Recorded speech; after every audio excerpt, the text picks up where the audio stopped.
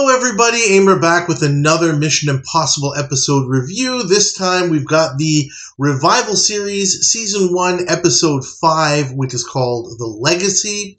This is a remake of an episode from the original series from Season 1 with the same name. And as you'll see, basically the same plot. So this one starts with footage from Berlin in 1945, clearly in the very final days of World War II. German officers load up a truck with gold as the battle rages all around them and manage to escape with most of it. Jim gets instructions from a car with keys provided by an amusement park operator.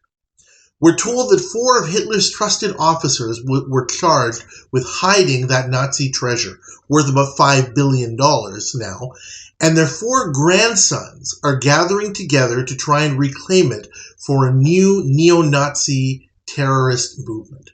The IMF, of course, must stop them. We have an apartment scene where we learn that the 4 men have been raised all apart and they don't know each other. The only one that is known to the team is Paul von Schau, who is headed to Zurich, where Officer Max takes him aside for questioning. He's told to empty his pockets so that the IMF can examine his possessions for clues. They find a postcard of a church with clues indicating that there will be a meeting today at 10 a.m.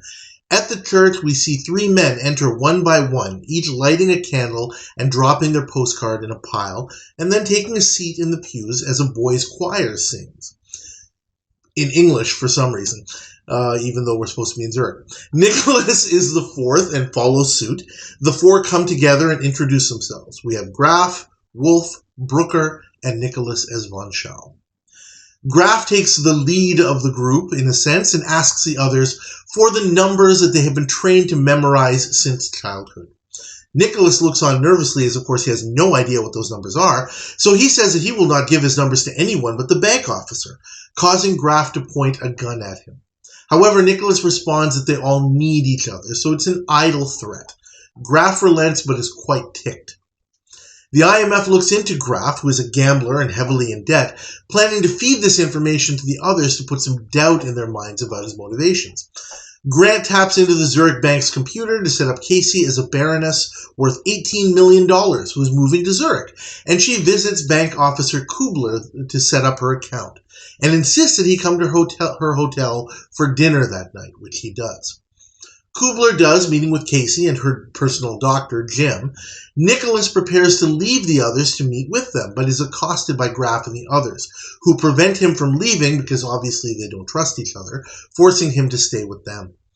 Jim is deftly able to put a hypnogenic pill into Kubler's wine, causing him to become very unstable, and they put him in a foggy room where he sees Max as a priest, ready to give him last rites, and Jim asking him about the meeting tomorrow, which he will not be alive to see.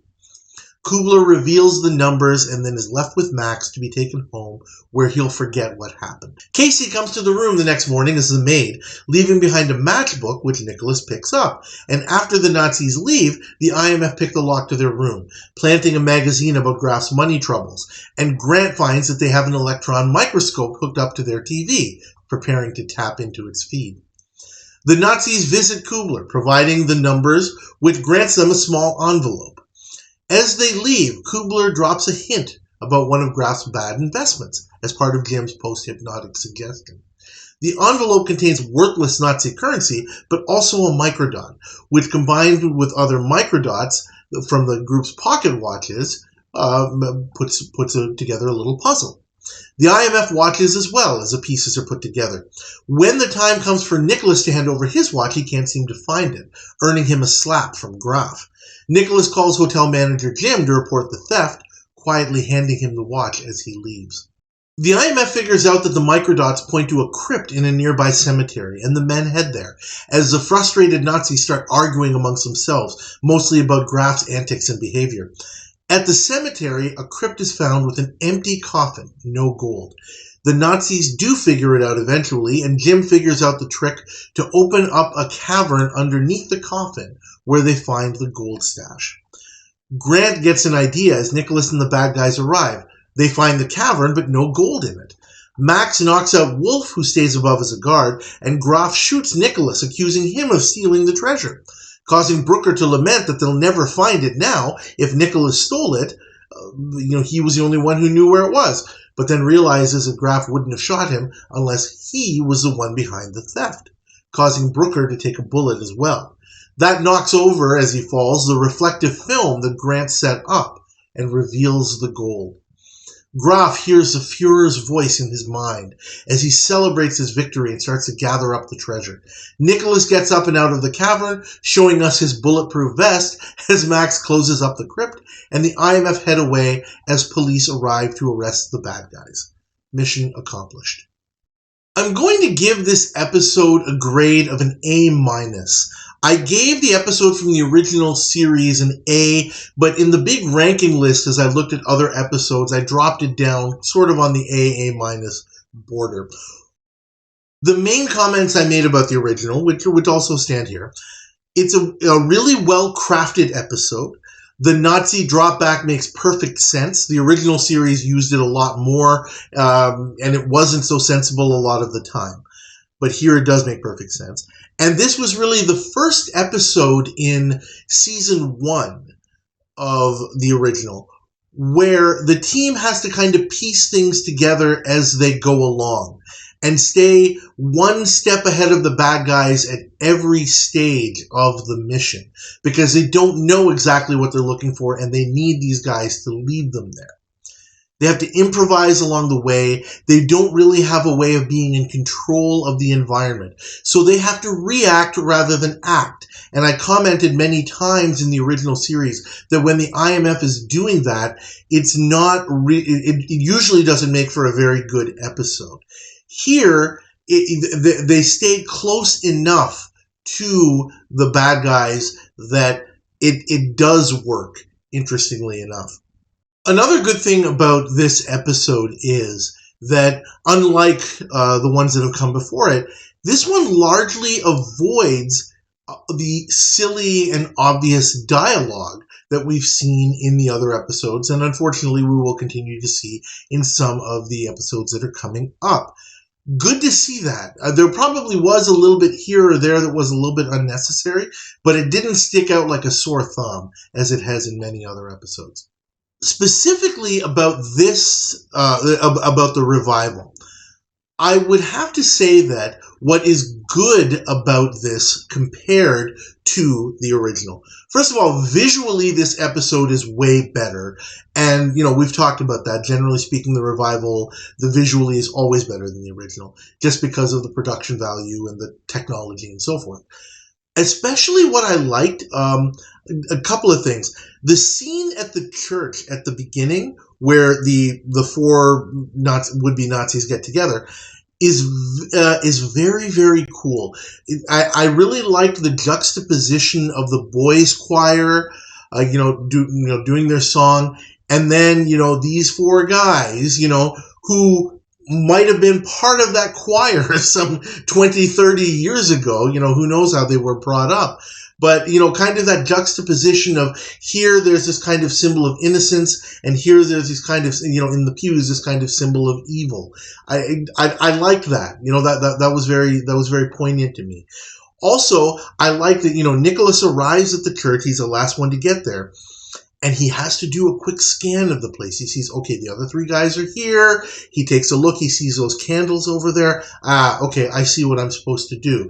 And I just really, really liked that scene. I thought that was really fantastically done. I also thought that the ending of this one was significantly better. The main flaw I pointed out in the original that brought the grade down somewhat was that in the original, the ending was that Graff, who was played, of course, by a different actor, Donald Herron, at that point, was basically allowed to escape. The ending goes a little bit differently. And Dan Briggs, it wasn't Jim Phelps at that point in season 1, it was Dan Briggs. The leader is shot by Graff. There's a whole, gunfight. And Roland Hand, who basically, Nicholas's counterpart, basically said, "Get out of here, Graff, get out of here." And, I just said to myself, oh my gosh, that's just ridiculous. Why are you allowing this guy to escape rather than have the police be called to arrest him and the others? Even if you can't physically, take him out or restrain him, at least have the police be called, right? That could have very, very easily been done, because in the original episode, Cinnamon, Barbara Bain's character, counterpart to Casey Randall here, was back at the hotel, and she could have called the police. Casey does call the police. Cinnamon Carter could have called the police in the original episode and said, hey, you better follow these guys. Would have been very, very easy. So the ending here is way better and much, much more sensible. It really kind of tightens up the story, and I really, really like that. Other things for comparison purposes. As I said, the episode is fairly faithful to the original. There are, little things here and there. For example, in the original, the character that the IMF takes out of the play and replaces with one of their own was called Paul von Schneer. Here it's Paul von Schau. Sounds a little bit better. I always thought that Schneer sounds like sneer. I don't know. I didn't like it, so I think that was a nice little tidbit here. There are other little things here and there that are switched up a little bit, probably just, again, because visually they work better or they were easier to pull off, such as, for example, Casey arriving as the maid and giving leaving a matchbook for Nicholas to pick up with the numbers that he's going to need when they go to the bank. In the original series, the IMF did that, rather differently. Still okay. Didn't mind that much. And then, obviously the ending scene, as I've already mentioned, is quite different. I think that the biggest point of comparison is the way that Graff is played and characterized in the two episodes. In the original series, as I've mentioned, we had a fellow named Donald Heron, fellow Canadian boy. He was good in that episode. But the original episode was basically about the story rather than the individual characters. The character, and this was very, very typical of many of the season 1 plots, that the writers basically wrote the characters just to kind of be, sometimes almost like stick figures. They're just basically, people filling certain roles almost to the point of caricatures sometimes. So Graff was just, the guy that needed to be there to fill that role.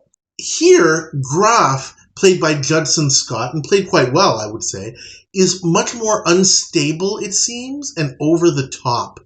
I understand why they did that. The characters thought that, let's mix it up a little bit.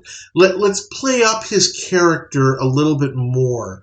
Because, I guess maybe so they were thinking that would add a little bit more to the story, and maybe it's more what a more modern audience was thinking.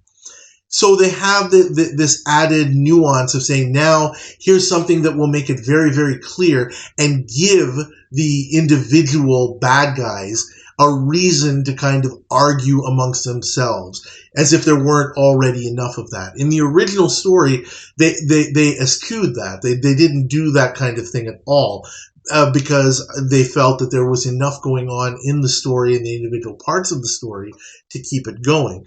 But they, as I've already mentioned, they didn't quite land the ending.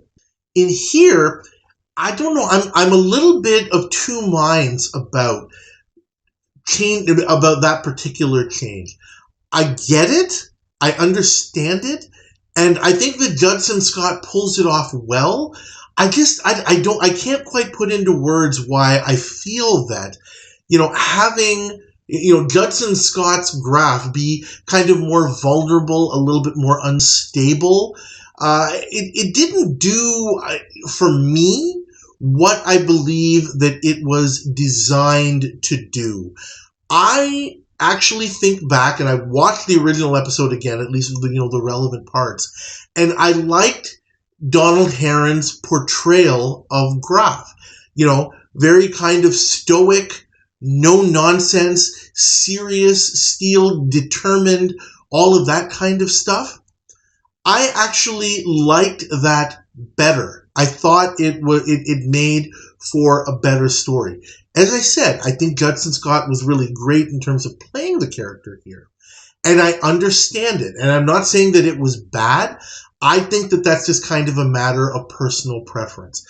I do see that the way that they did the characterization in the revival does make sense because it makes the ending more sensible. And fixing the problem that the original had with the ending was really, really important, as it has been with pretty much all of the other ones that we've talked about. This is the last one of those, by the way. This is the last episode that is actually a direct script taken from the original series. There will be some, as we go, that you'll see are kind of takeoffs on certain ideas, and, you know, in some cases, you know, wholesale copies of some of the original scripts. But this is the last one that was done during the writers' strike, where they actually did have to take an old script and, you know, play with it a little bit. So I'm comfortable with my grade of A- for this one, right around the place where I put the original episode in terms of grade. And I think that's about it for this one. So now we're getting into the more original scripts of the revival series. Some are really, really good. Some of them leave a little bit to be desired, to say the least. But it will be interesting. I've always found the episodes of the revival series interesting to watch. There are some clunkers. There is no doubt about that. But as you know, if you're part of this channel, if you're watching this video, you've obviously seen from my previous videos that there was a good share of clunkers in the original as well. Still, keep the faith. Let's see how it goes. Thank you guys, as always, for watching. Please like this review video. Please subscribe to the channel if you haven't already so you get notifications of the next videos that come out. And please leave your comments about this and other episodes.